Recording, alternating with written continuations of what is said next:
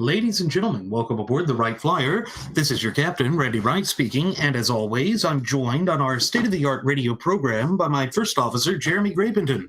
Folks, this will be the final boarding call, so if you please, claim your seats, fasten your seat belts, kick back, relax, and enjoy the show, while Jeremy and I go ahead and delve into the pre-flight checklist, as there really is a lot of news and information to get to before we may fully indulge you with your in-flight entertainment. Well, folks, after the sacking of FBI Director James Comey, the Democrats threatened to create legislative deadlock in both chambers of Congress unless the Department of Justice, or DOJ, appointed a special counsel to head the continuing investigation into the claims of Russian interference in the election process, as well as connections with the Trump campaign. But what we see is yesterday, they got exactly what they wanted when Deputy Attorney General Rod Rosenstein appointed former FBI Director Robert Mueller as special counsel. Now, what's so important about this, folks, is that the gutless opposition party, or GOP, had essentially assumed a position across the board where they said that a special counsel, which is essentially a special prosecutor, wasn't necessary for the ongoing Russian investigation. At the same time, they were trying to sit there and say that a lot of this wasn't very important, that it was a distraction, and that it was holding them back from the ability to move forward with their legislative agenda. And Jeremy, one of the things that I know we had said on previous episodes of Radio Aviation Excellence, the Wright Flyer, was that Trump would create a bunch of distractions, that his brash style and all of these challenging allegations, all of these things that could be utilized by the rank and file of the graduates of Pavlov's School of Journalism for the salivating mainstream media and the frothing at the mouth Fabian socialist leftist-controlled Democrat Party, could and would be used against him to stop any of these legislative agendas or schemes that he had in place. But the other thing that it's going to do is, if we recall, back in 2006, when the Democrats had secured a majority position within the House of Representatives, we all recall how Nasty Pelosi, the then Speaker of the House of Representatives, went up to that podium and said that the culture of corruption is over. She tried to essentially get a culture of corruption type of label to stick to the Republican Party. And that is certainly something that they ran with. It's certainly part of the reason why so much of the base of the GOP had stayed home in that election, because that's when you had the Foley incident. That's when you had Tom DeLay also being wrongly accused of corruption. He was later exonerated. But it goes right down the lines of something else that we have warned about on previous episodes of Radio Aviation Excellence, the Wright Flyer, namely that in the arena of American politics, perception, irrespective of whether it is an erroneous perspective or not, or perception or not, oftentimes matters more than reality. Because that is what the media will use to skewer you. That is what the Democrats will use to sling arrows and endless type of ammunition and missiles at you. It's always designed for them to gain power. And when we have a Republican Party that's not even willing to stand up for the tried and true and as well as tested values, institutions, and principles that are promoted by the supreme law of the land, our shared United States Constitution, that literally leaves us in an untenable and unsustainable position. You know, we warned that a lot of these things would happen. How often have we talked about things that Trump does to come back and bite him, or effectively bite we the people? See, a lot of these people that are still following Trump, and I'm referring to them as idolaters now, because they still don't seem to grasp the notion that he is not perfect. They want to keep following him and following him. He could do no wrong. They've cast their vote. They've thrown all their support behind him. They have to keep that momentum going, or else everything's going to blow up in their face. Here's the caveat to that. Everything is blowing up in your faces. Everything is blowing up in your faces. People are saying now, oh, well, now Hillary can get investigated and all Benghazi, and we can have, this special counsel, which, really is nothing more than a special prosecutor. It's the same thing, just as you mentioned. But a lot of people don't understand that because they don't understand how things work. They're taking this with the appointment of Mueller becoming a special prosecutor, thinking that they're going to fulfill some of Trump's prophecy, false prophecy. Again, what did he accomplish the first 100 days? Absolutely nothing. Everything he said would be done in the first 100 days, where is it? Nothing's happened. He hasn't fulfilled any of those campaign promises. Oh, well, he just needs a little bit more time. He got sidetracked with this. No, when you take that position, you make these claims, and then you are put right in that position and given the ultimatum, it's time to put up or shut up, put your money where your mouth is, do what you said you were going to do, and you can't perform? How are we supposed to look at that? And then people want to still give him a pass. No, absolutely not. And they don't realize, Randy, that Mueller is, well, he's worse than a rabid pit bull on steroids when it comes to investigating things. The guy is bar none when it comes down to getting down and dirty. What was it that he said under, the George W. Bush administration regarding investigations? Yeah, I'm going to investigate everything so long as it doesn't compromise the Constitution. Yes. Something to that effect. Yes. So and there's something to add to that. His deputy at that time, his deputy is basically his little surrogate there, his assistant at that time was James Comey.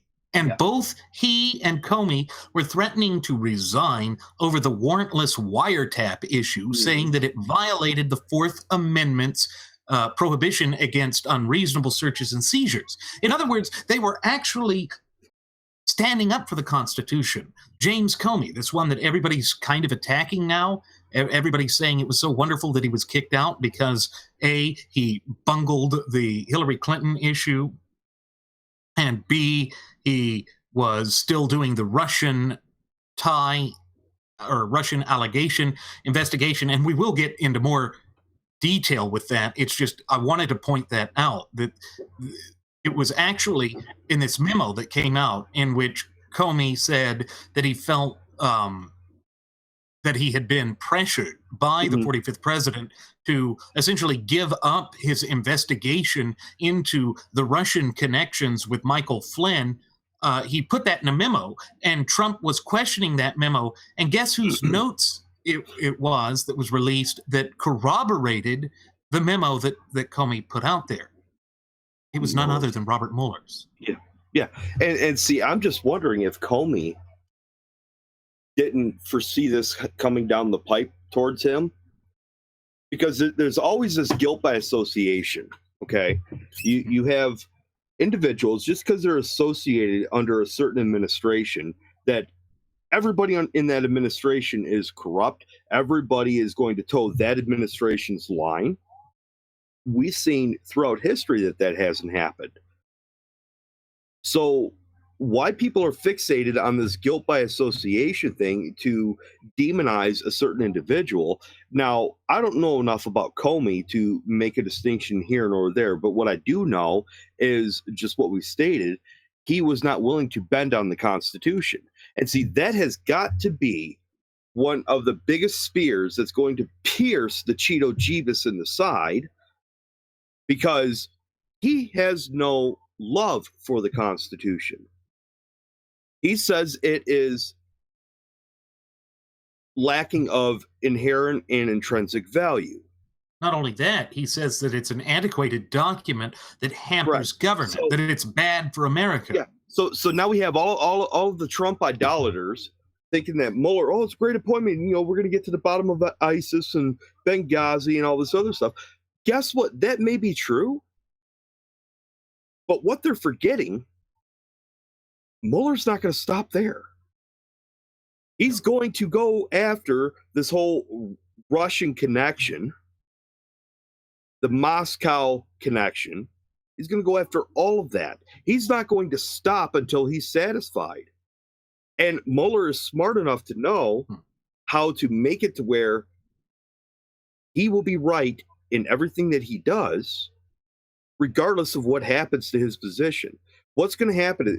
You know, are they going to try and, you know, bring him up on charges? Well, you botched, you know, the investigation, and you botched this, and, you know, you're going after this as vindictive persecution and prosecution and all this other crap. No, that's not going to happen. Why? Because Mueller won't bend on the Constitution, period. And as long as you stand firm on the Constitution, you will always be right. You will always be right. That is the beauty of that document. As long as you utilize it the way it is intended, and you don't skirt from that, and you don't try to shortchange it, you can never be wrong. And that is what we've tried to empower people with for roughly 2 years now, almost 2 years. And it's amazing that we have mutual friends on, social media, Michael Harrington and Chris Zeller, who, folks, we have reached out to them, and they're going to be on one of our shows. We're going to do episodes with both of them. So it's coming. Stay tuned. It's going to happen. And it's going to be hugely great, tremendous. Okay? It's going to be a great time. We're going to have good civil discourse. We may disagree on a few things, but that's okay. That's what civil discourse is all about. But having individuals like that, and when they bring up issues regarding Trump's connections and his aliases, John Barron and John Miller, which we've covered in past episodes, one episode specifically dating back to March of last year, entitled John Barron Enters the Race. Go back through the archives and check it out. Randy, I'm actually surprised that Trump hasn't nominated someone like John Miller or John Barron to be director of the FBI. It wouldn't shock me in the least bit if he tried to pull something like that. Well, there's something that's interesting that's come up with regard to all of that kind of stuff, and that is something that was put out by Eric Erickson over there at the Resurgent a couple of days ago. And that is, he says he knows one of the leakers that leaked the information to the press about some of this stuff that was going on. And he said that they were actually pro-Trump, acolytes and supporters. And a lot of what it was coming down to is that they were releasing this information because Trump is the type that doesn't take kindly to criticism. I mean, we saw that all throughout the disastrous debacle and fiasco known as the 2016 presidential election cycle. Punch him in the face, I'll pay your legal fees. All the way back to the primary process. But it's more than this. It's they leak this information now because they know that he won't heed their advice, and they think that if the salivating mainstream media starts to run with it, that maybe, just maybe, he will begin to change his course of behavior to be good for the country, to do what is right, to do what is necessary to secure the national security interests of this once thriving and flourishing representative Republican vibrant community of popular sovereigns of ours.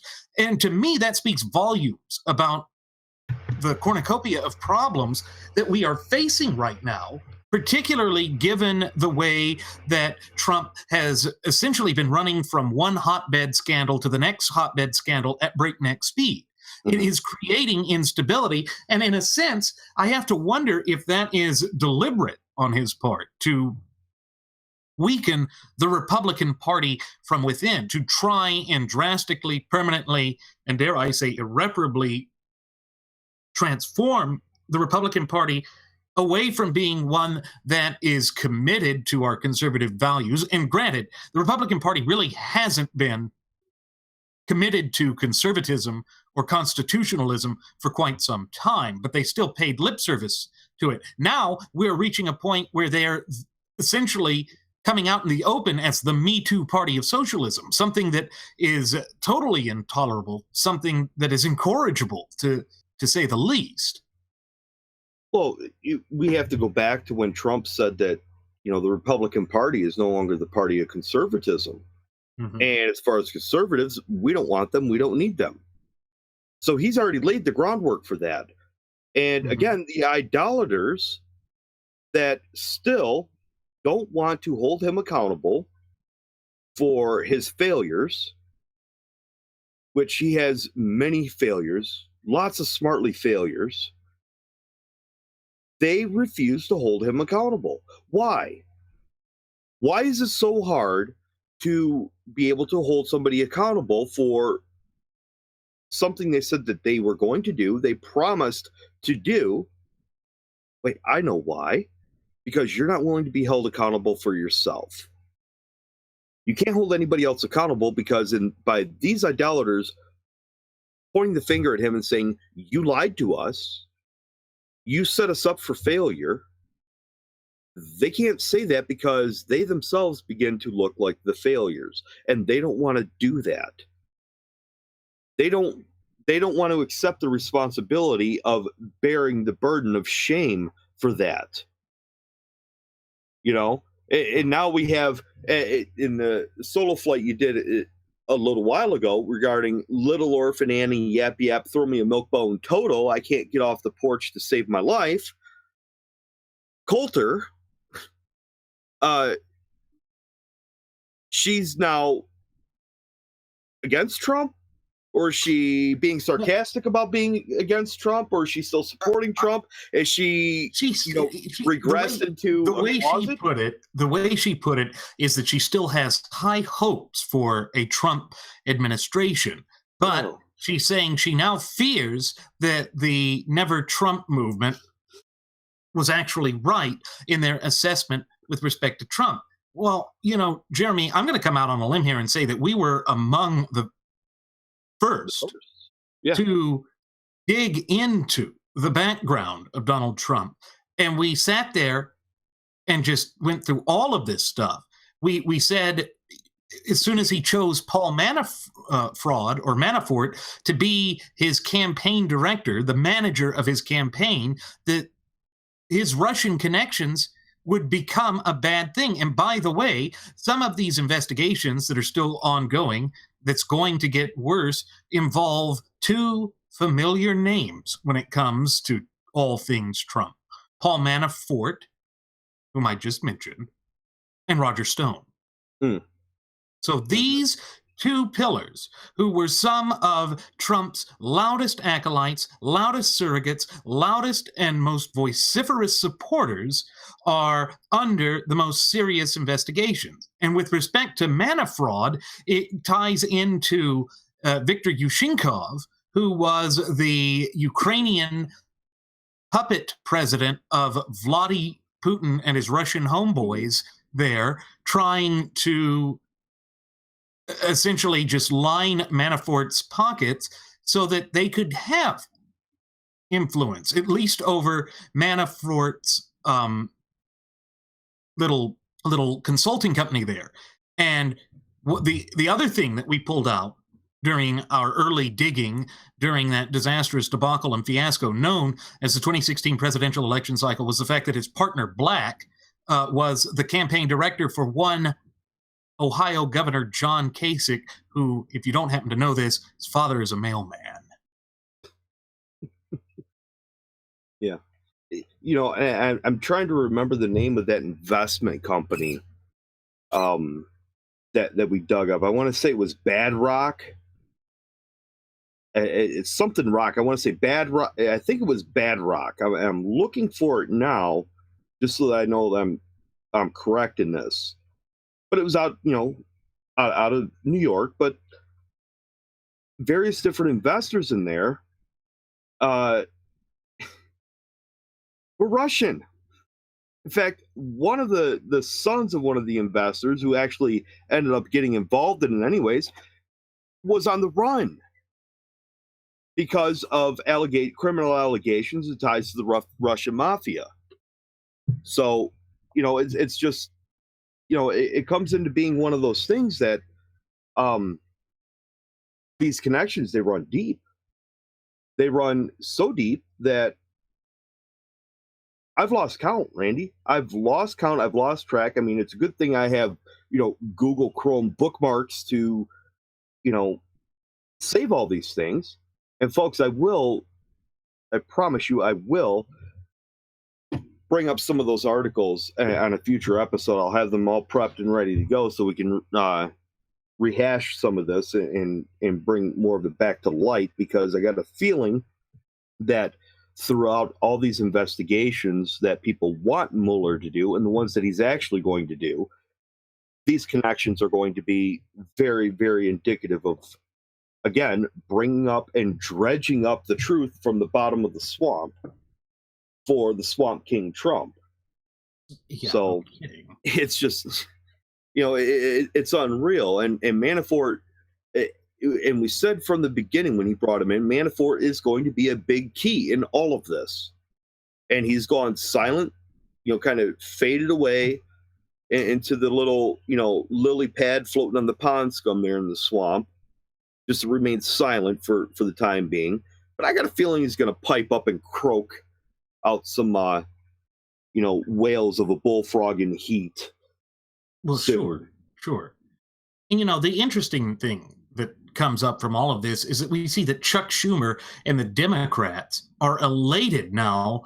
They have the tools at their disposal to prolong the attention for this ongoing investigation. Moreover, they will weave it in a fashion as to highlight Republican corruption while completely ignoring their own. Thus, the political kabuki theater will continue unabated. Both sides have unclean hands here, and they both have ulterior motives. There's simply no way around that. So with the Republicans, it's an attempt to try and hide the fact that maybe they are being caught red-handed here with something, and even if they aren't, you have to admit that they are losing the public relations battle here, because the support for Trump is whittling away. I think even you yourself have mentioned this to me in conversations that we've had, how you've seen people that were just ardent Trump supporters from the time of the election starting to sit back here and say, wait a minute, what the hell's going on here? How could he allow something like this to come to fruition? And then they're starting to turn their backs on it. They're starting to think, hey, wait a minute. This isn't what we were promised. This isn't the kind of thing that we had in mind when we decided to throw our support behind him. He's starting to make us look bad. And not just that, it's that when you have this repeated pattern come to the surface time and again, it gets a little difficult to ignore it. And I'm again reminded of that old adage that says, where there's smoke, there's fire. Where is this inferno that is threatening to become a conflagration that's just going to besmirch and destroy the public image of the Republican Party for generations to come? Why is it that we are not attempting to get to the bottom of it? Because we see that there were a lot on Capitol Hill who were trying to support Trump and who were just going out onto the warpath saying that no special counsel was necessary, that would just be a waste of time. They kept trying to bring up the specter of Valerie Plame, if you remember that that CIA agent that was allegedly outed by members of George W. Bush's administration. Scooter Libby and all of them, and which Yes. Valerie Plame had. She had what was it, a vanity license plate that said CIA babe. Yes. So she kind of outed herself there. Yeah. But But that was, they were afraid of it becoming just this lingering distraction. But there's a difference here. There is this evolving narrative that we've had from the White House ever since these things have come to the forefront, where at first he said he had no connections with Russia. mhm, Then they moved to get away from that, saying that yes, they had some contacts or connections with Russia. And here's the interesting thing: the whole reason that the special counsel was appointed by the Deputy Attorney General, Rod Rosenstein, is because the Attorney General, Jeff Sessions, had to recuse himself because of having conversations with Karlov and Kirselik, the two Russian guys there, the Russian ambassador and one of their officials. Aaron Aronov, I think. I think Aronov was Yeah, involved in that as well. I mean, but with his Russian connections somewhere down the line. mhm, mhm. So you see, it's getting a little bit to be, we're going to change the phrase from too big to fail, too big to ignore. Mhm. This has ballooned up to such proportions that it is so astronomical that we simply cannot ignore it. We can't afford to ignore it. Yeah, and I actually pulled up one of the articles that we had uh, did with research before, and people say, "Oh, well, that's you're using fake news for these articles." Well, here's the thing: was it fake news when the article was dated July 31st, 2015? Back then, it wasn't fake news. Fake news wasn't anything. It wasn't even on the lips of anybody's, on the tips of anybody's tongue or on their lips. But the article is from CNN Politics, and it's titled "Donald Trump and the Mob." Now, going through this article, it just, and I'm looking through here, Jersey construction company or industry in the 80s and 90s between developers and mob controlled companies, yada, yada, yada. Salvatore Testa, a Philly mob boss, mobster and son of one-time Philly mob boss, Philip Chicken Man Testa. What a name. Yeah. What a name. And the thing is, you have all of these individuals that are tied in with all of this stuff. Anthony Salerno of the Genovese crime family. See, all these individuals, and folks, I'm going to tell you right now, when you have mobs and mafia organizations, no matter where they are in the world, they're all intertwined. They're all connected because they feed off of each other. They pay attention to each other and they learn from each other what to do, what not to do, who to consort with, who not to consort with. And when they do these things, there's always a paper trail. There's always that 6 degrees of separation between one individual and another. It all comes back in. And guess what? Trump is right in the thick of it all. Right in the thick of it all. In some cases, he may not be directly tied to certain Russian individuals or Italian crime families or American mafias, but somewhere down the line, he's indirectly connected to it. If they want to use their logic of guilt by association by saying, well, Comey was, the director of the FBI under, the Obama administration, and he was employed and worked for the Obama administration, then he's just as bad as Obama. Never, doesn't matter how good he is, even if he follows the Constitution, he followed Obama and he's bad. Really? But yet these same individuals, they'll place that logic, but that logic is inapplicable or not applicable to them when it comes to the shoe being put on the other foot. But remember back in what was it, 2000? I think it was a 2004 election, 2004 election, whichever one it was. I can't remember. Zell Miller. Zell Miller. I think it was the 2004 election. Zell Miller. Where he spoke at the convention. Yeah, Yeah. it was the 2004 Yeah. election. Yeah. So everybody was, applauding Zell Miller, a Democrat, for supporting the war on terrorism, chastising, information or individuals, going after John Kerry position on, oh, well, we'll just sit across the table from, people in Iran and, do this and that. And, we have to work with them in order to eradicate this problem for everybody involved. Yeah. So Kerry wanted to basically, dumb down and defund the military and make it as weak as possible. That's why Zell Miller brought up the whole, how are we going to fight them with spitball shooters? Mhm. But hey, Yeah. everybody was on board with Zell Miller, even though he's a Democrat. But wait a minute, he's a Democrat.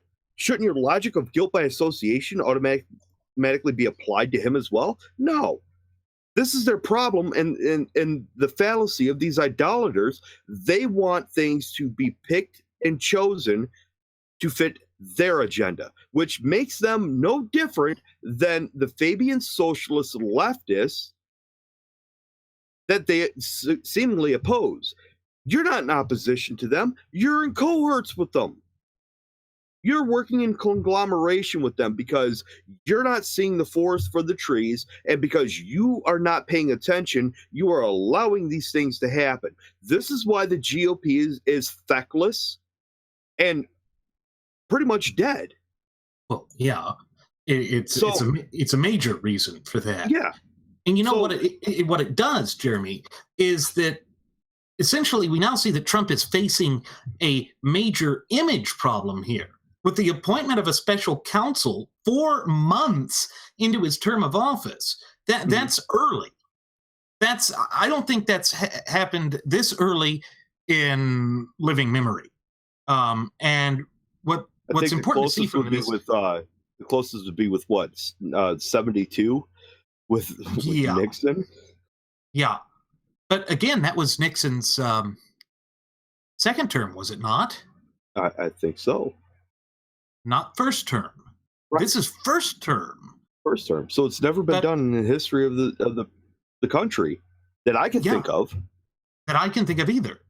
So what the rank and file of the graduates of Pavlov School of Journalism for the salivating mainstream media will push here is they're going to push for the Russian story to be at the epicenter all the way to the 28 midterm elections and beyond.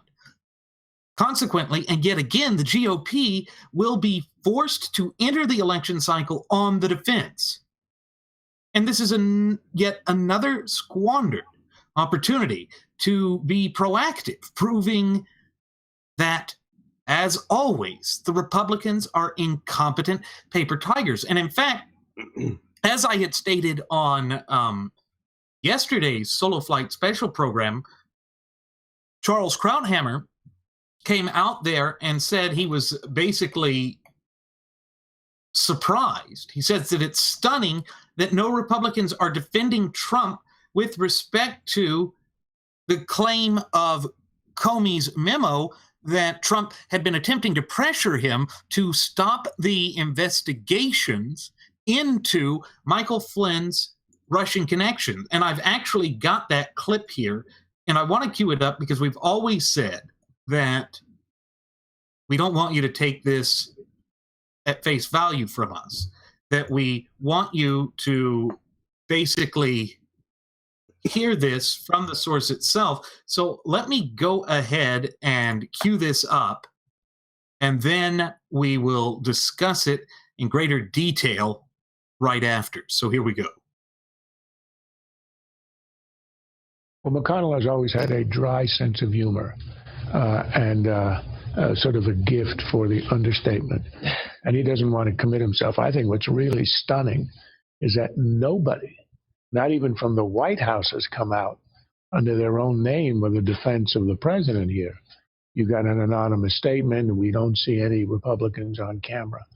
And that is totally understandable. They've just watched over the last 10 days people who went out on a limb on the Comey file and said it was a result of the memo from the Deputy Attorney General, had the limbs sawed off by Donald Trump himself without a flinch, and were left humiliated and contradicted. And then when you look at what happened with the Russian ambassador, last night people were saying the people high up who were in the room by name said this never happened. And then in the morning, it looks as if the tweets that Trump issued acknowledged it happened, and he had every right to do it. So who is going to step out now and defend the president in these denials, which could very well be true when you've seen what happened to Republicans who stepped out in denials on 2 other cases and were left like on an ice floe off Norway? I mean, it's being consistently inconsistent. And when you are consistently inconsistent, that works against you each and every time. And so, yes, Krauthammer is bringing up some rather important questions here. Namely, why would anyone try and stand up or come to the aid of Trump when he is essentially throwing everybody under the bus? Remember that was one of the constant streams that we had discussed all throughout the course of that disastrous debacle and fiasco known as the 2016 presidential election cycle. He essentially has no loyalty. Remember, he told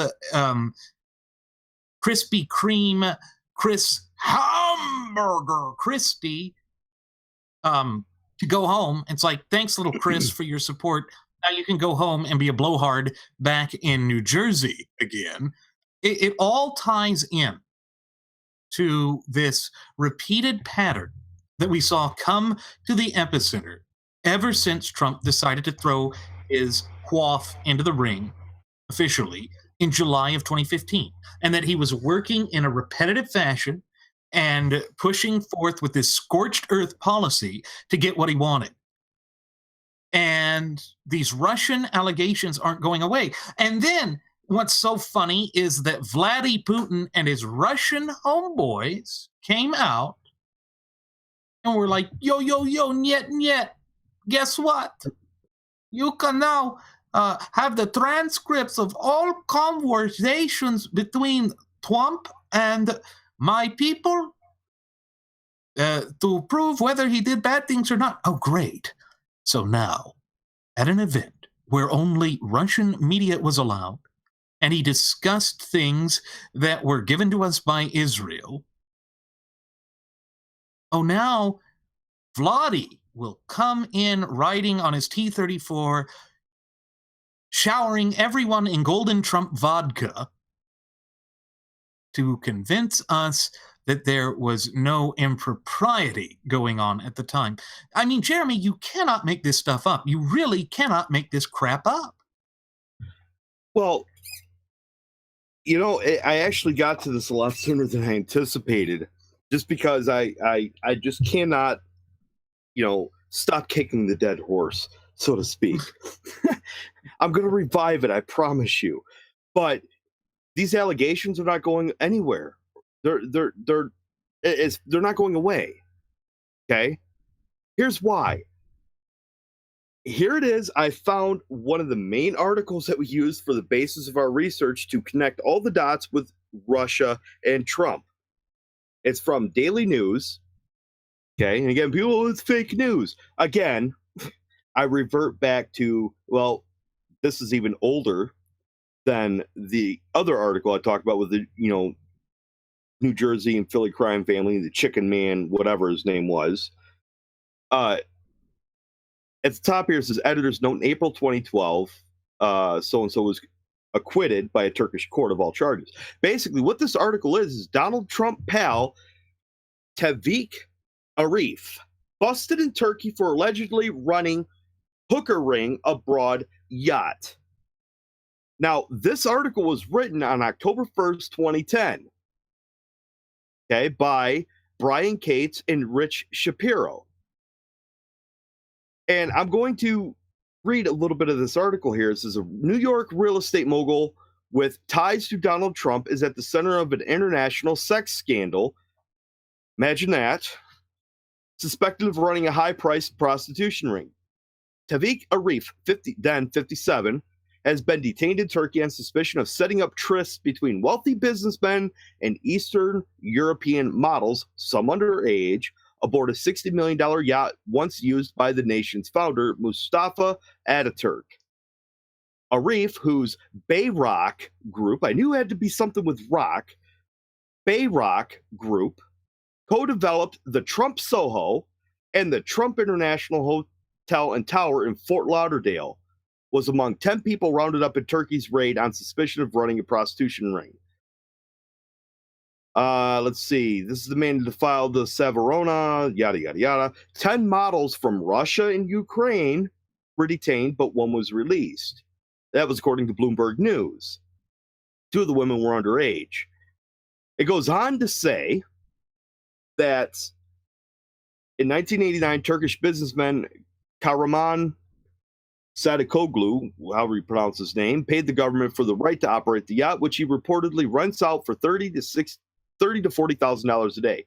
Russian, Kyrgyz, and Kazakh businessmen and top government officials were also among those detained, according to Bloomberg. Last night, Arif was being questioned at a police station near the Mediterranean resort town of Antalya.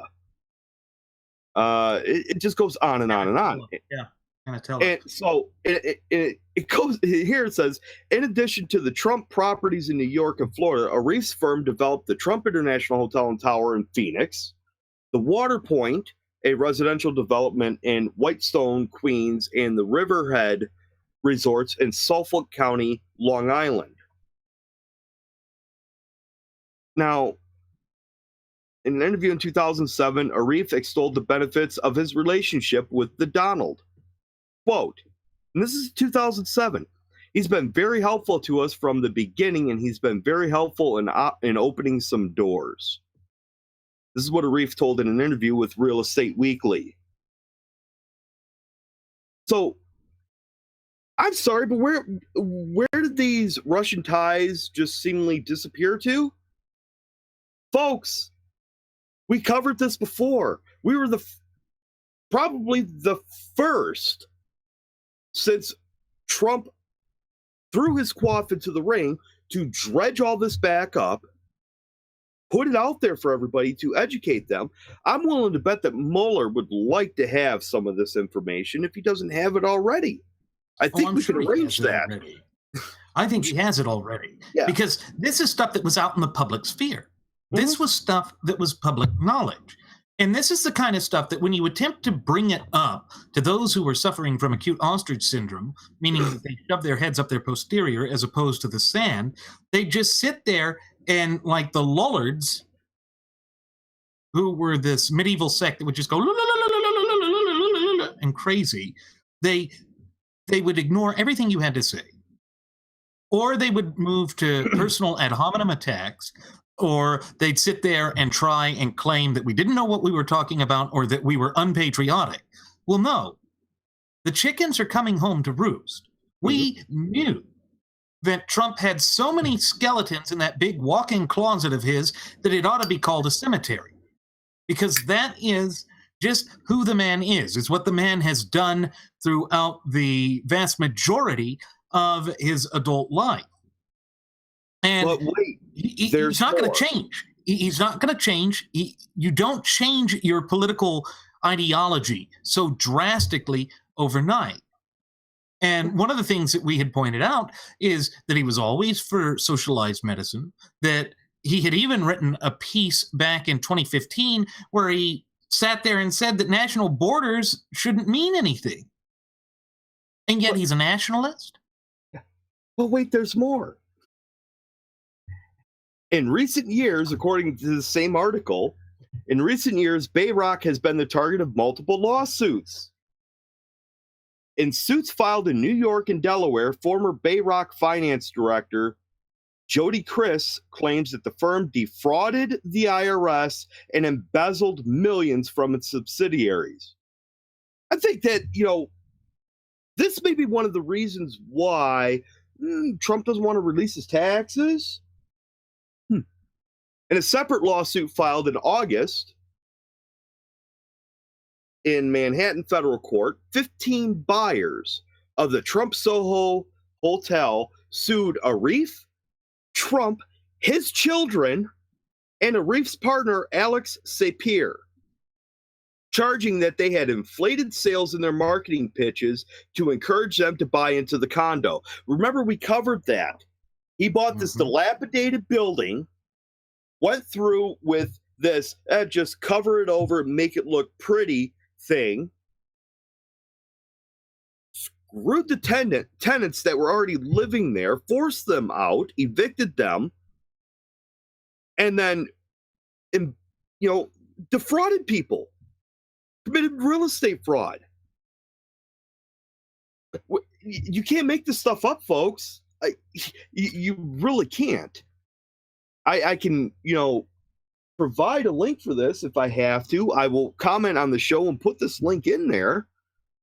Once the show is done, I'll put it in the comments section. You can read the article for yourself. In fact, what I'm going to do, Randy, is I'm actually going to attach this to Twitter and Facebook and any other social media I think we have going for us. The blog as well.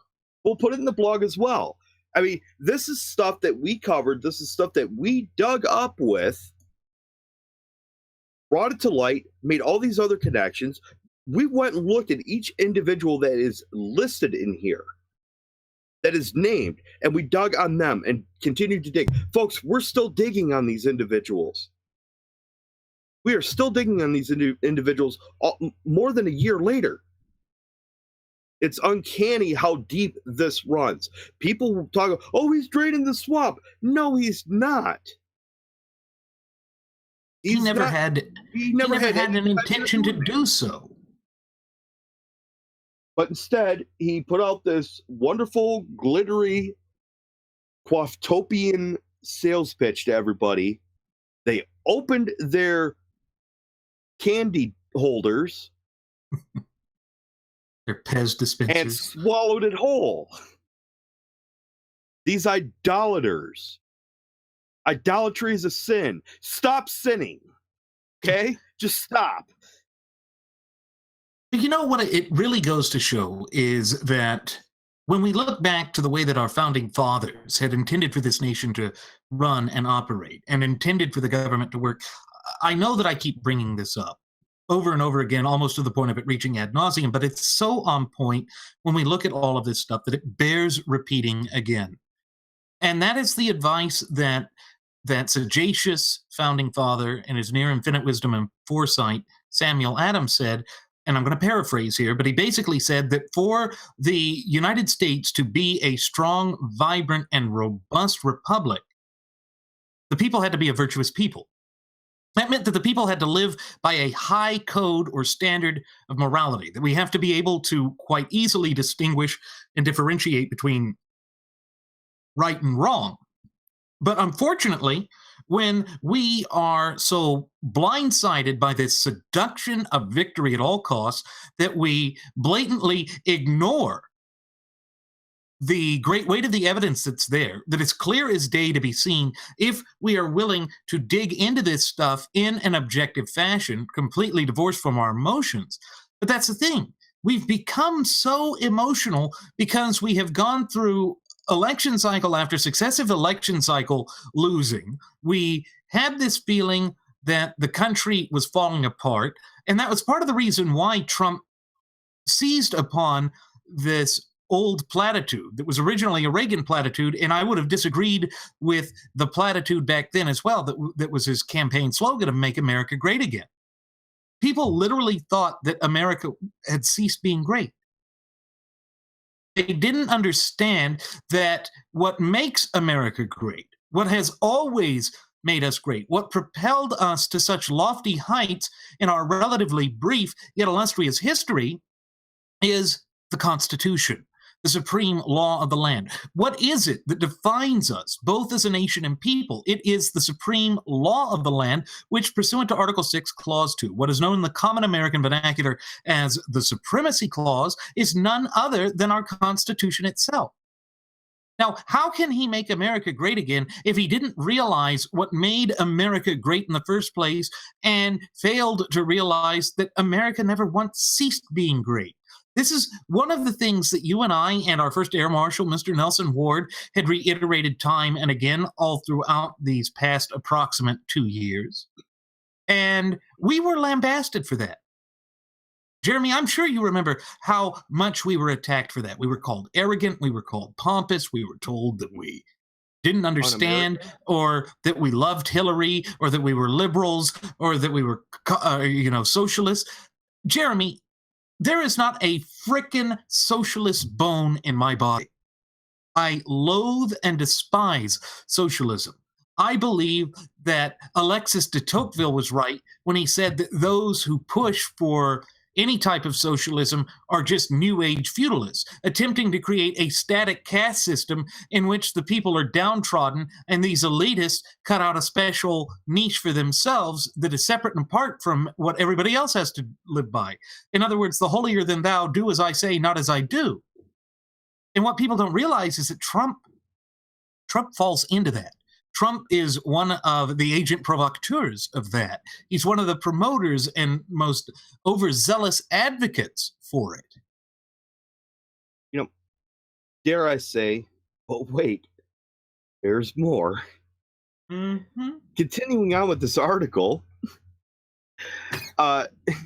photos from the 2007 launch party for the Trump Soho Hotel show Trump and his Arif palling around together. Arif was also photographed beside Trump and his 3 kids, Eric, Donald Jr., and Ivanka. A spokeswoman for Trump, probably Conway, declined. No, I would have thought it was John Baroness. Yeah, John. Yeah, Joanna Baroness. Joanna Baroness. There we go. Yeah. Declined to comment on his relationship with Arif. A source said Trump hadn't spoke to Arif, quote unquote, in years. Now, here's the thing. It gets a little bit deeper. The Kazakh-born Arif worked for the Ministry of Commerce and Trade in the former Soviet Union for 17 years, serving as the deputy director for its Department of Hotel Management, according to Real Estate Weekly.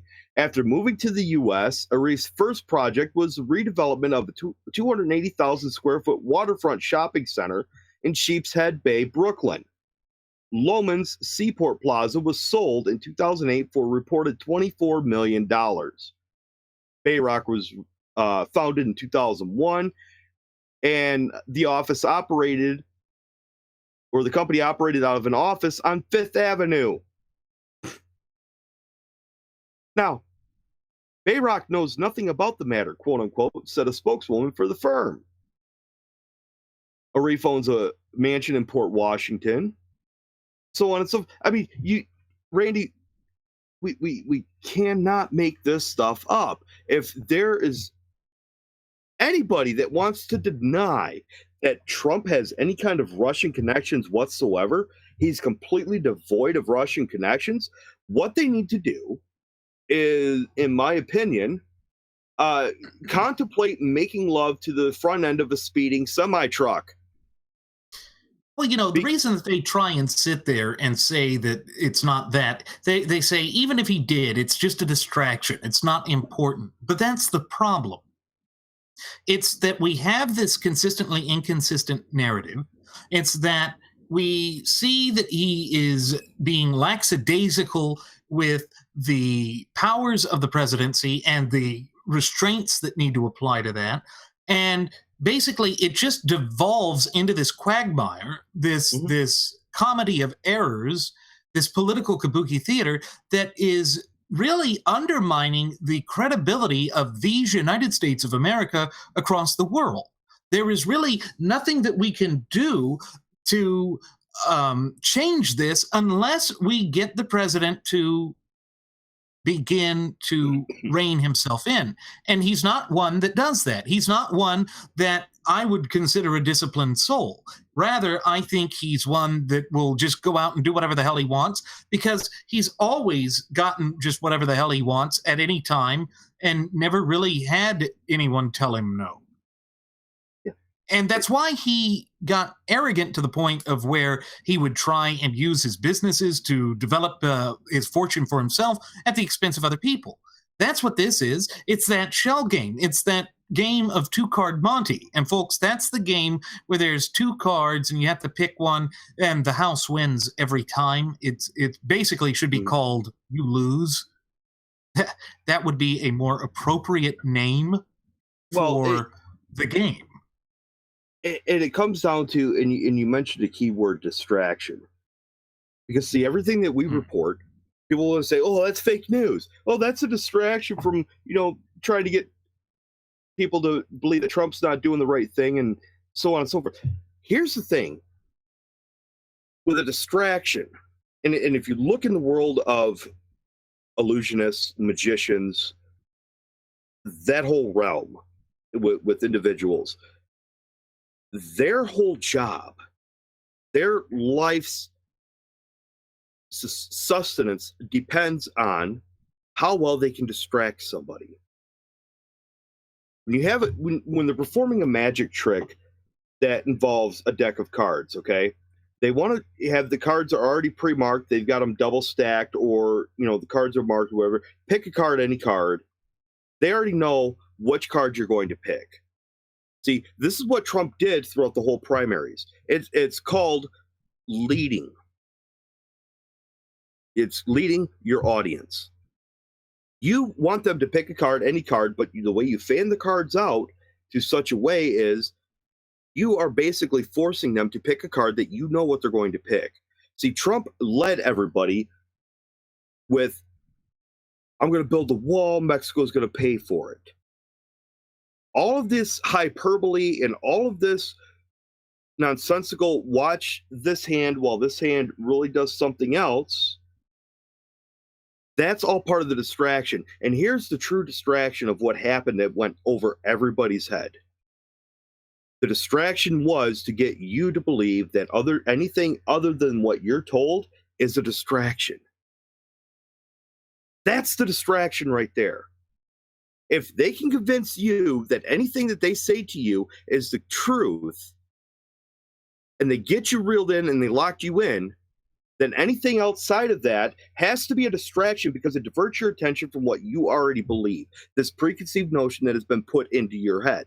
People have been led to believe that Trump is an outsider. He's not a politician. He's an outsider in Washington, D.C. Yet he gave over $50,000 to Hillary Clinton's campaign and has funded their campaigns and contributed money, donated money to the Clinton Foundation. And to Terry McAuliffe. As late as 2014. And so he has been well within the inside of the DC conglomerate, but yet he pushed himself off as an outsider. I'm not a politician. Well, really, if you weren't a politician, then you wouldn't have pursued eminent domain the way that you did. You wouldn't have pursued and lobbied individuals to pull strings in order for you to be able to acquire things by way of eminent domain, or to get certain regulations overlooked in your favor. You wouldn't have been able to have the sway with, your Russian connections with Mr. Arif overlooked as you engaged in business practices with him, with obviously several properties, the Trump Soho being one. So you sit here and say you're not a politician. You're a fraud. You're a liar. And everybody that believes into that, I have no empathy or sympathy for them. None. Because they did this to themselves. They allowed themselves to be distracted. Because they took their focus and their mind off of what was true and right with the Constitution being willing to be held accountable for their actions in order that they can hold other people accountable righteously for theirs. That's all part of this grand illusion that the Fabian Society and all of their ilk has been perpetrating for 150 years. And Jeremy, part of the whole reason that the special prosecutor or special counsel in Robert Mueller was brought in was to prevent the distractions from the White House and from Trump himself going out there and using his stubby little thumbs to tweet these stupid tweets. If you really want to stop and think about it, Trump's biggest enemy is Donald J. Trump. Yeah.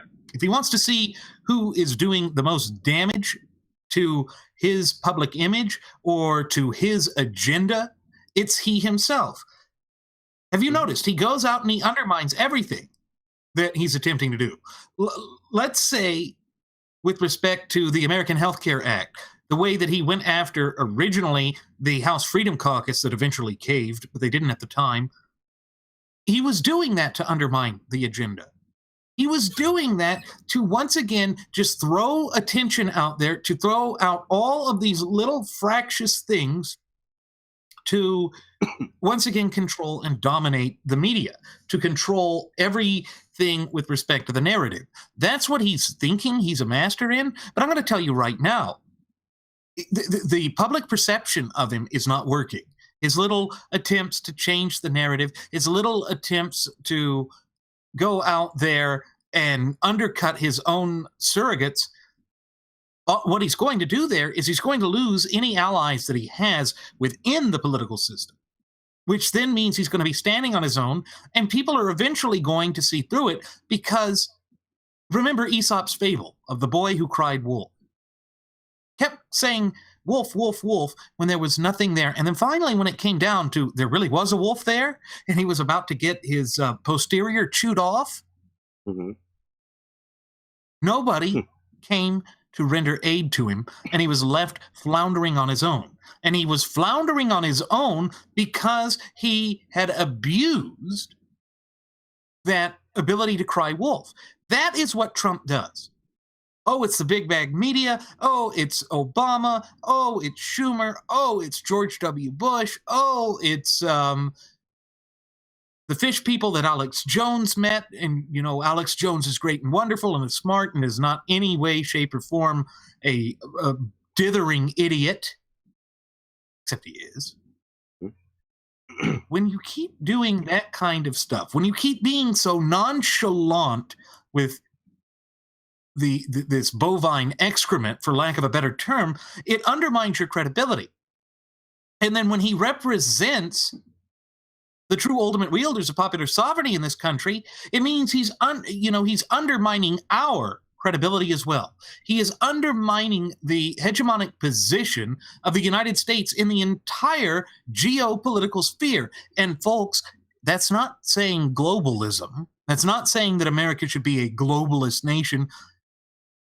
But when we have people like little Kim Jong-un there in North Korea, and when we have people like Duterte there in Los Philippines, and when we have people like the wonderful Russian strongman Vladimir Putin and his Russian homeboys, don't you want America to be able to defend our interests across the globe? Wouldn't that be a desirable thing? We'll leave the Ron Paulatardians out of it, because they don't quite understand. But wouldn't it be wise to have America be strong and robust? Wouldn't it be wise to believe in American exceptionalism once again? But we know that Trump doesn't believe in it. We know that Trump thinks it's too bigly meanly for America to believe that what our founding fathers had accomplished, being the first nation on earth to recognize and to be founded upon the notion that the people are the true ultimate wielders of sovereignty, that's not good enough for Trump. I have to keep pressing on these Russian ties. I just have to do it. Sapir, the guy that was Alex Sapir, who worked with Arif in the Bayrock group. Well, guess what? Sapir was actually born in a former Russian territory, and then emigrated to Israel in 1973. But see, he has his own organization now called the Sapir Organization, who he works this with by the name of a gentleman by the name of Rotem Rosen, Rotem Rosen. Now, continuing with this, they've just the connections beyond to all of this. It just keeps unfurling. It's kind of like taking a giant shoreline rope for the biggest ocean vessel you can possibly imagine. You had the rope. Let's say the rope is a good 12 inches in diameter, all twisted, wound up, and you're taking a butter knife and you're cutting that rope because the butter knife is so dull, it's just fraying every single thread of that rope, and it's just fraying apart. And the more you cut, the harder you want to cut, the more it frays, the more it unfurls, and you don't get a clean cut with this. If Trump didn't have any Russian connections, you would be using a katana blade to make one stroke through that rope, and it would be the cleanest cut you could ever see. Little to no effort, no hindrance or impeding whatsoever. But no, because of the connections, we have to use a butter knife because it's that difficult to cut through the rope and all the crap. Okay? Here's another connection. Aris Agalarov. Remember, I think I mentioned his name earlier, Agalarov. You did. I did. His net worth, according to Forbes magazine, real-time net worth as of today, $1.87 billion.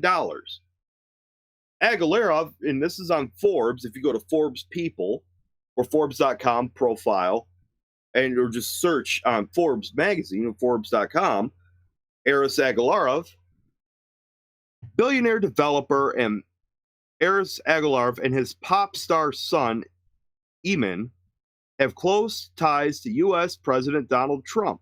This is, again, Forbes. All right? Which, I guess is some kind of archaic French name, could translate into fake, but I doubt it. In 2013, the Agalarovs brought Trump's Miss Universe pageant to Moscow, and they say later planned to construct a Trump Tower in Russia. Those ambitions fell apart when the Donald ran for office. Aris began his career in the technology industry, but saw greater business potential in trade fairs. In 1989, he established the development firm Crocus, which, a lot of people are saying, Trump is trying to crocus, which became one of the country's largest trade fair operations. His holdings have since expanded into an array of luxe buildings and shopping malls, including the expansive Crocus City Mall in Moscow. Eamon, who once featured Trump in a music video, yay, he's famous, he's a celebrity, was previously married to the daughter of Azerbaijan President Ilham Aliyev. Yeah.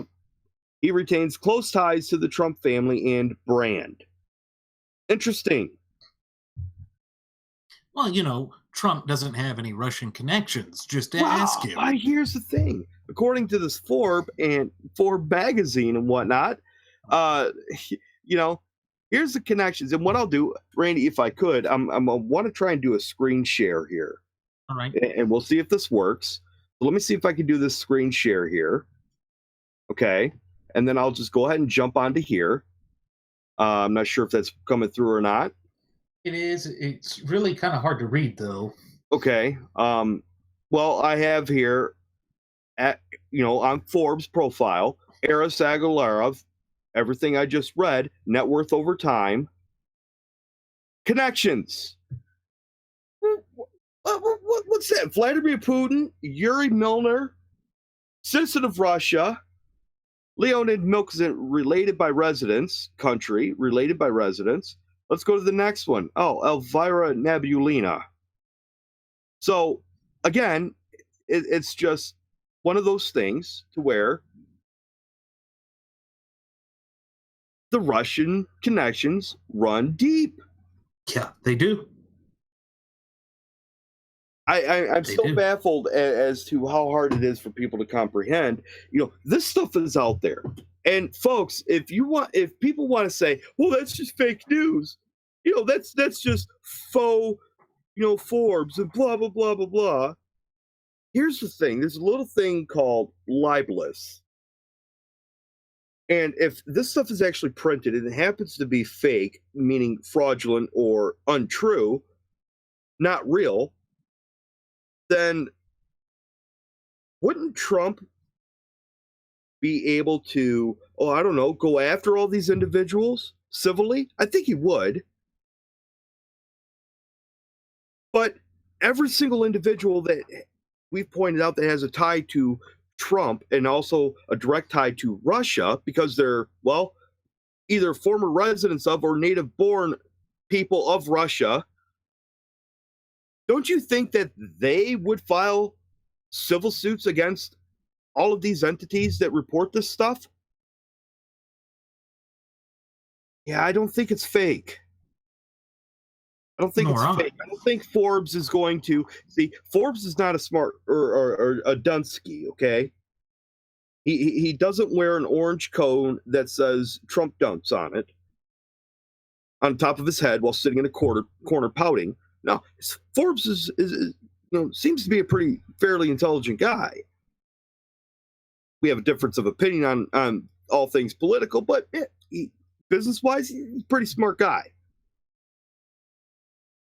I don't think he's going to jeopardize his livelihood or his reputation for being such by putting stuff like this out there, if it's fake. No, there's a paper trail with it. This isn't just uncorroborated stuff. No. This is stuff that there have been link after link after link after link. And here's the thing, right? With these idolaters, and criminal actions in other nations. Yeah, and with these idolaters, I have another nickname. We're going to hyphenate their nickname. We're going to call them idolaters, snowfakes. They want to use this term snowflake. You're a snowfake. How's that? You want to pout off, fake news, fake news, fake news. Shut up. You wouldn't know anything fake if it bit you in the face. Oh, I thought they were snow snakes. Well, snakes that just keep going out in the snow. Yeah, that'll work. They're cold-blooded. Oh, yeah. Whatever the case may be, the point is, people want to deny that these Russian ties exist. They want to think that Mueller being appointed as special prosecutor / counsel means the same thing, is going to be for the betterment and for the good and the support of Trump. I don't see it. I don't see it coming down that way. In fact, Randy, you and I had a discussion yesterday how potentially all of this could unfold with the leaking of Israeli intelligence to Russian officials during that whole little White House jamboree they had.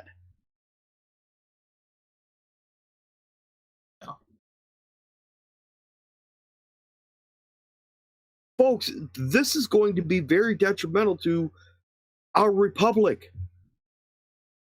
That information, what do you think Russia is going to do with that information? Randy, why don't you tell them? Russia will give it to Iran. Yeah. And then? What they always do, what Russia has always done, is they promote chaos. Mm-hmm. It's whatever will secure them. This goes all the way back to Tsar Ivan the Terrible. Yeah. And that's what they'll do, because they find strength and comfort in that. And to their mind, that is how you secure the future of their nation. Now, that's totally opposite of what we do in these United States of America, because what we do here, we're based on the natural order of things, the natural law tenets. Therefore, Russia and what they do is diametrically opposed to what we do in these United States of America. There's no way around that. No. Absolutely no way around that. Guess who's joining us, Randy? We have Donna. Donna Cephas? Donna Cephas. Yes, so glad to see her.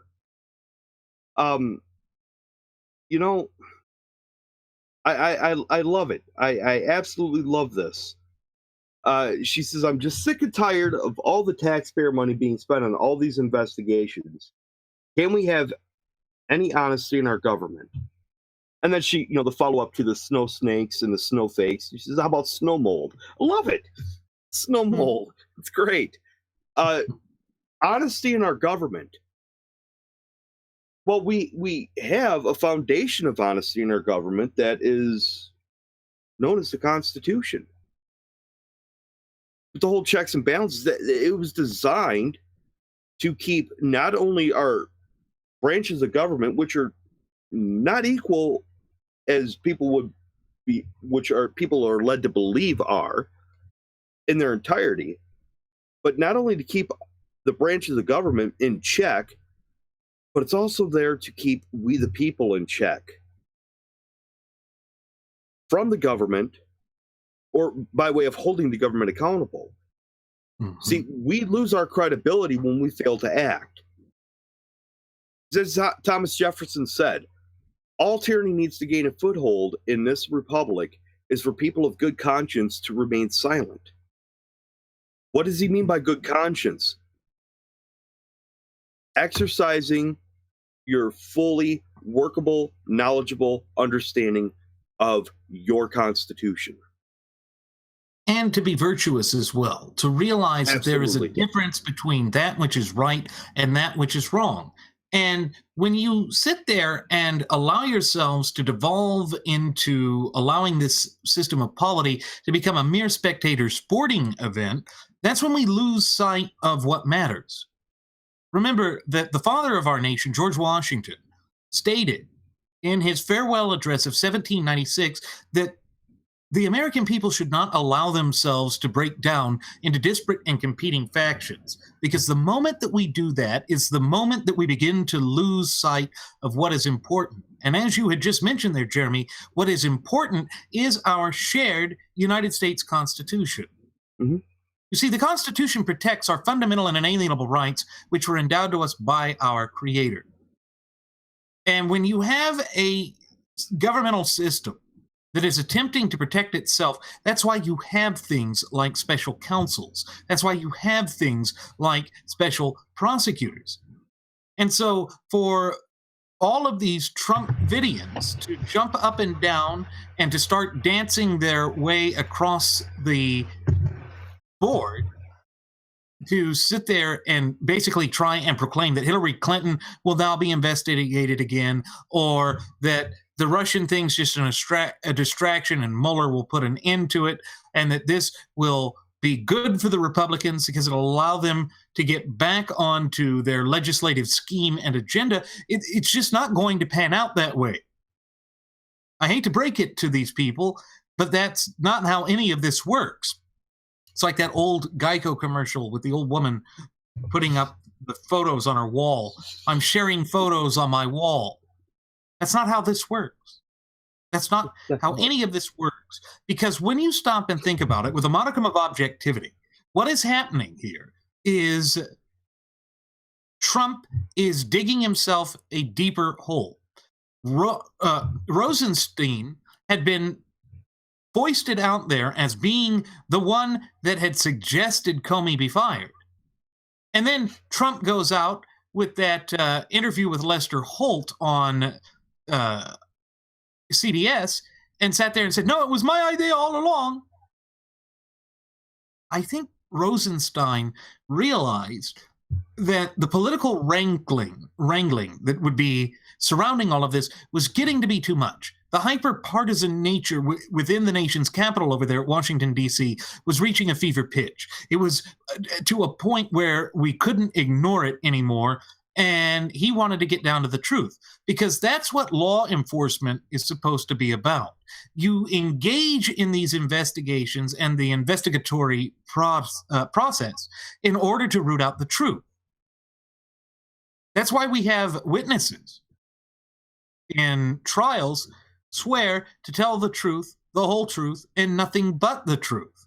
It's because our entire justice system is based on finding the light of truth and trying to serve the truth. But Jeremy, as you and I have oftentimes reiterated on previous episodes of Radio Aviation Excellence, the Wright Flyer, this era in which we live today is something that we could refer to as the post-truth era. The truth was the first victim of that disastrous debacle and fiasco known as the 2016 presidential election cycle. Yeah. You know what the second victim is? Civil discourse. Right. Civil discourse. Yep. That's the second victim. Because, see, it fits perfectly, because when you go back and look at the founding of our nation, the founding of our republic, it began truly with the Declaration of Independence. We hold these truths to be self-evident. And then from there, we move into the Constitutional Convention, where what took place?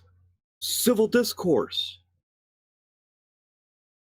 I'm wondering what the third victim is going to be. Because it seems, Randy, to me that you and I are akin to Hercules and his buddy, Loalaus, or whatever his name is, fighting the Hydra. It seems that we're cutting the head off of cutting one of the heads off the Hydra, and two more are spouting up in its place. We have to be able to cauterize those wounds. That's how Hercules and Loalaus defeated the Hydra. Hercules would cut off the head, and Loalaus would cauterize, burn the wound shut to prevent the head from, growing two more. That's what we have to do. In other words, we have to fight fire with fire. We cannot sit back and allow these people to run roughshod over us. We have to utilize our fire. Our fire is that which was breathed into the soul of this nation, the Constitution. And everything that surrounds it, everything that encompasses that, being the foundational principles of natural law tenets. The truth. Well, I'll People tell you don't what like the next victim of it would be. The next victim of it would be the ability for us to speak out against the actions of the government.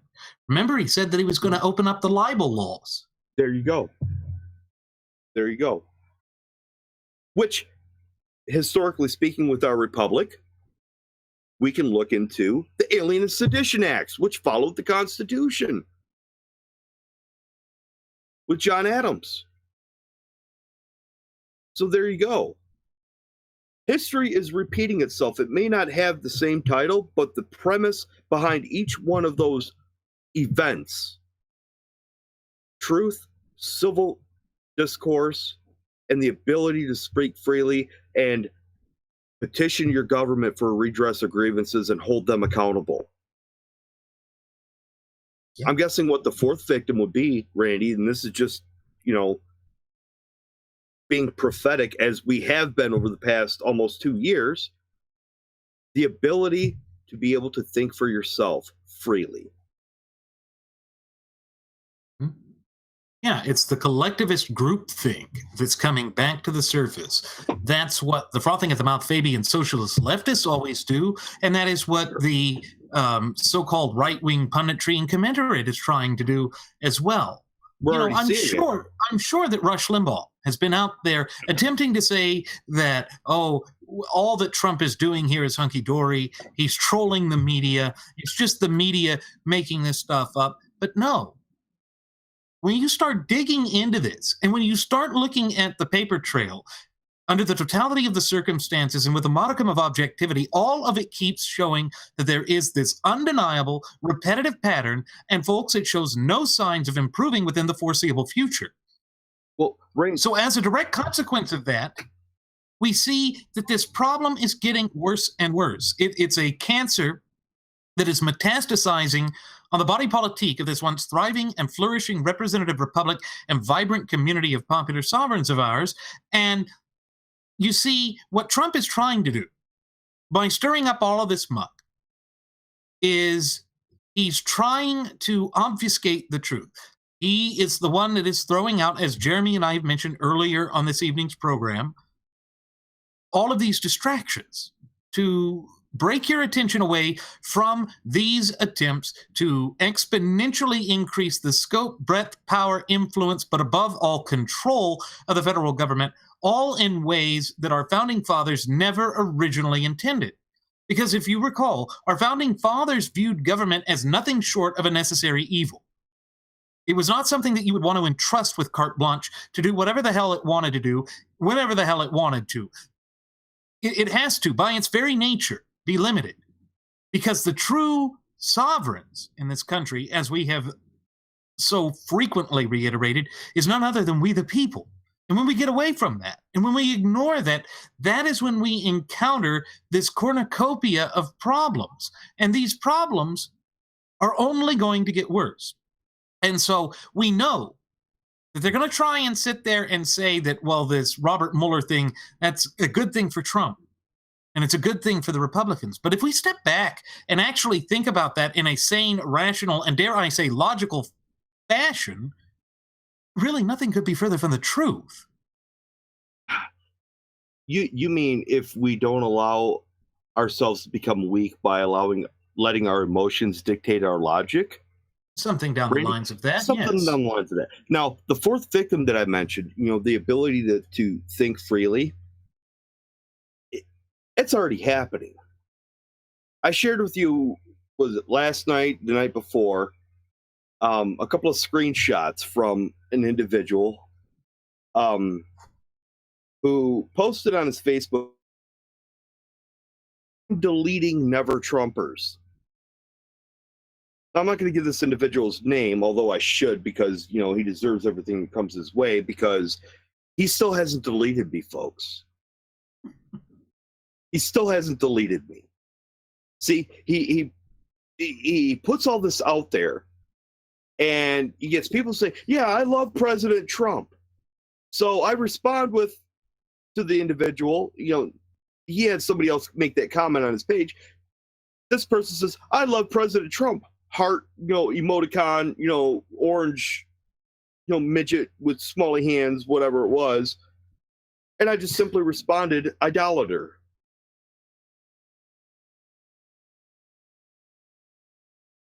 You can't say anything other than these individuals, other than calling them idolaters, because they want to push their agenda. They put that out there for the public, for the world to see. And then by making the statement, I'm deleting people who are never Trumpers, because they don't want that kind of negativity to disrupt their little lives, to rock their little boats that they're, sitting there paddling with one oar going in circles on a little muddy pond on the edge of the swamp. Guess what? Suck algae, because I'm capsizing your boat. Well, you know what they're also like, Jeremy? They're also like the Lollards. In the medieval time, the Lollards were a sect that believed their interpretation of the Bible was the only one, and they go around just chanting and la la la la la la la la la la. The Trump supporters are trollards. Mm-hmm. They go onto internet boards, they troll, they try and get people upset, they try and twist the narrative, and they ignore. that the Constitution is under assault by both of the two mainstay political parties. Folks, again, this is the reason why we here at Radio Aviation Excellence, the Wright Flyer, have said that it is absolutely imperative that you and everyone, all of us, in our capacity as United States citizens, foster that fluent and working knowledge and understanding of our shared United States Constitution, and thereby our fundamental and inalienable God-given rights. That is what gives us the ability to see through this, to find the truth, and as Scripture says, ye shall know the truth, and the truth shall set ye free. That is powerful, and it is applicable here, and that's why we do these shows. Now, with that said, it is time for us to begin our descent. I am going to go ahead and send the flight attendant back for one last round of alcohol. Folks, if she doesn't pour it, we will appoint me as special counselor to go back there and push her out of the plane. So just buzz me if that is the case, and I will do that. As always, folks, I'm your Captain, Randy Wright, and I've been joined this evening by my First Officer, Jeremy Grapington. We want to thank you for choosing to fly the Wright Flyer. Should you have any questions, comments, concerns, or even topic suggestions, please feel free to leave them either on the comment section here on our YouTube page, or on our Google Plus page, or even on our Facebook page. And on top of that, I invite you to follow us over there on Twitter with the Twitter handle at Radio Aviation EX. One more time, folks, that's at Radio Aviation EX, and there you will find the departure board that lists my personal Twitter account, the personal Twitter account of my First Officer, Jeremy Grapington. You will find the Blogspot account that is just chock full of useful information, and just as you will find in the description section of tonight's program, you will find the link to the Cafe Press account. Jeremy, tell them a little bit about the Cafe Press account. Well, as oftentimes reiterated and stated on this show, it's a nice little place where you can go and do a little bit of internet window shopping if you like, or go ahead and feel the urge to engage in some internet shopping. It's fine with us. We certainly don't mind.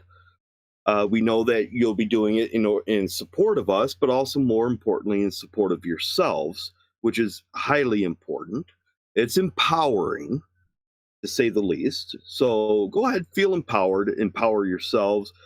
Go ahead and click on there, peruse some of the novelties that we have on there: drinking glasses, apparel, bumper stickers, cards, placards, you name it, it's probably there. And if not, well, we'll find those individuals that are responsible for not putting it there and tie her to our stewardess if she decides to, mishandle or try to connect in any way, shape, or form, Russian things with your drink, and we'll push them all out of the plane.